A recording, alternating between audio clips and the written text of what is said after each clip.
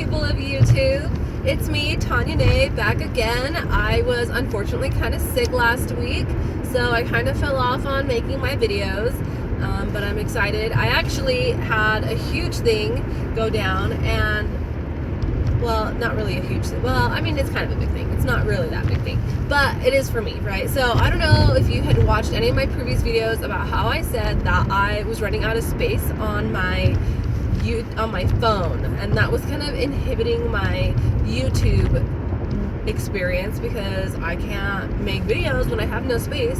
So if you got a chance to watch my last Chronicles, yes, it did get cut off. I did not get a chance to finish it, so I would like to continue off where I finished, where I left off, or got cut off on my last video, because I didn't have space.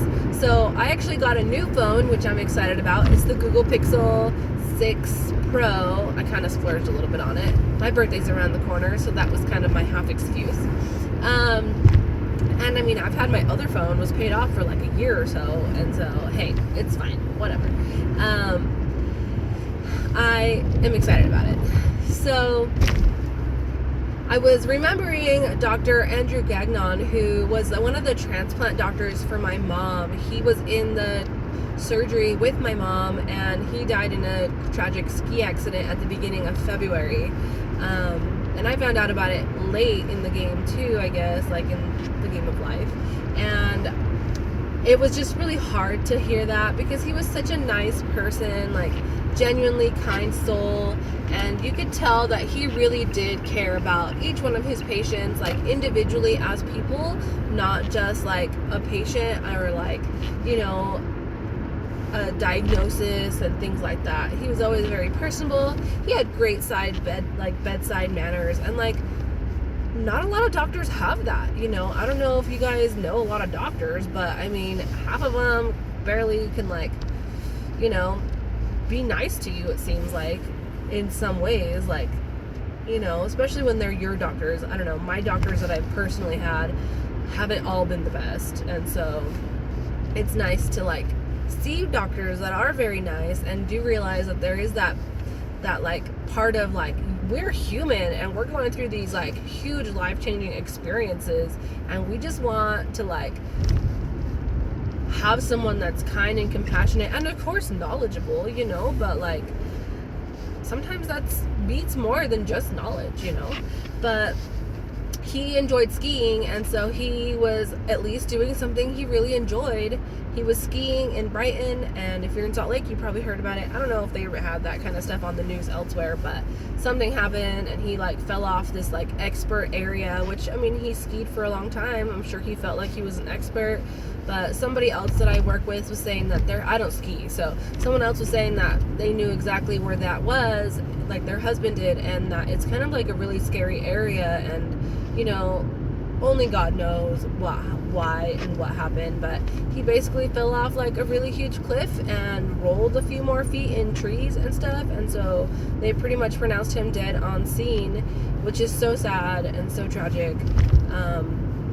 Unfortunately, death is a part of life, and so what do? We have to be thankful and just so happy that he was able to be there for my mom when he was here and serving.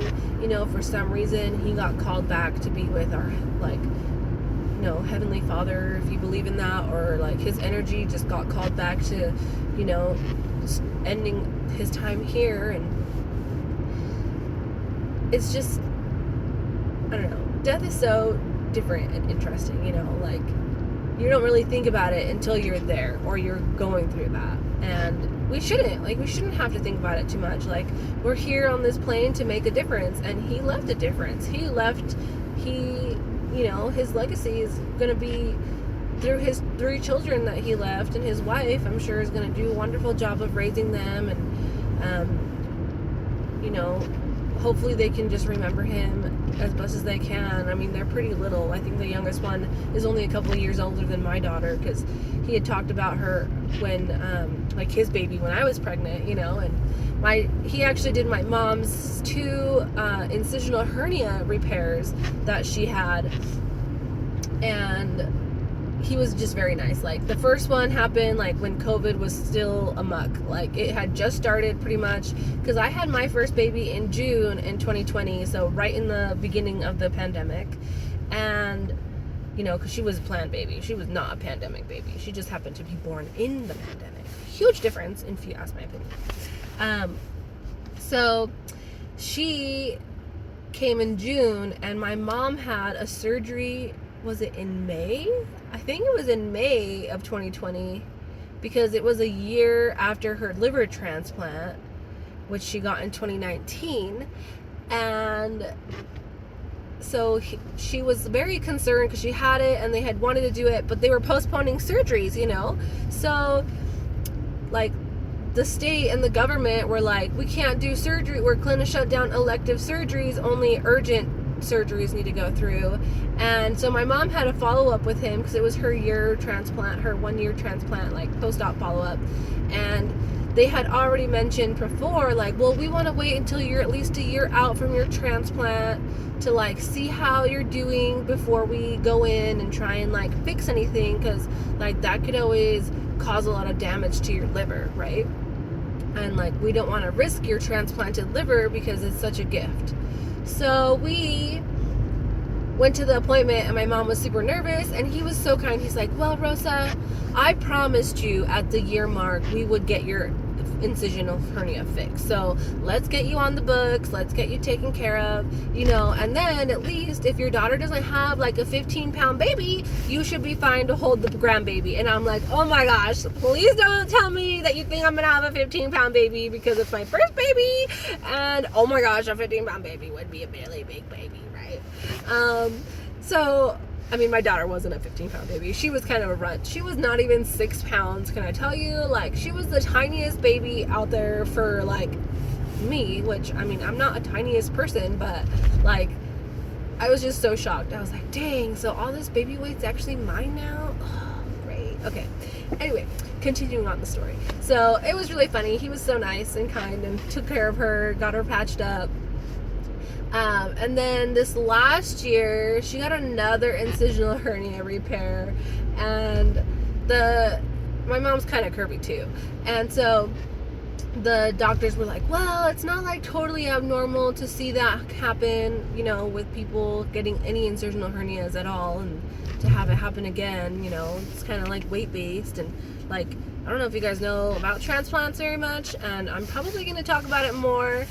And I'll tell you why in a minute, but she had to have another one, so she got another incisional hernia repaired this last September, and the guy, Dr. Andrew Gagnon, was so kind to her again and did such a great job. He got her patched up again in last September. I had to get a babysitter for my daughter because my mom's my main babysitter. Like, what a blessing that we have her, right? So that she can be around and, like, watch my daughter and help out and just be, like, a rock to me through all my life trials and tribulations right now. And, moms, they are so important for us. And it's going to be hard to lose her. And it was really hard thinking that I could have lost her a few years ago now. But more coming on that. And, so, we're just very thankful that we got the opportunity to know Dr. Gagnon and to get the chance to meet him and be blessed by his work here on earth, So, if his family gets a chance to meet this, I'm sure it is the hardest loss for you guys to have to see this, or to be remembering him and to be missing him, and just take one day at a time. It's going to get better. I imagine he was such a great dad and husband as he was a doctor, like, usually you put a lot of efforts into things and it usually shows in certain ways, So, blessings to them, to you guys, if you do see this, and, you'll have to remember all the good times. I know my story is not a lot. I know it's not like I knew him very closely or anything, but he definitely touched our lives and made a difference in our lives, and we're very thankful and grateful for the time he did spend here. So, I'm gonna wrap up this video and do another video because I have another topic I want to talk about, but I don't want to make it too long. So I'll catch you guys in a little while. Bye.